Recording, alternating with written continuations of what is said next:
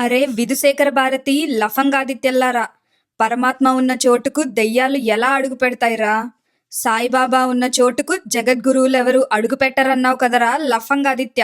నీ జగద్గురువులెక్కడా? సాయిబాబా ఎక్కడ్రా? మీ ఆదిశంకరుల పీఠాధిపతులంతా షిరిడి సాయి కాలి గోటికి కూడా సమానం కారురా వెధవ! శిష్టులంటే దైవ దర్శనం కూడా పొందలేని మీ శంకర పీఠాధిపతుల పరంపర కాదు.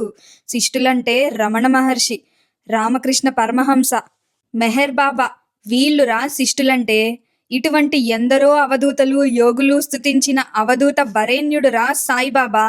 మీకు అసలైన జ్ఞానం లేదు, లవలేశమైన దైవశక్తి లేదు, ఒక్క సిద్ధి కూడా లేదు. మీరేం జగద్గురువులరా? మీరంతా జగత్ కంత్రీలు.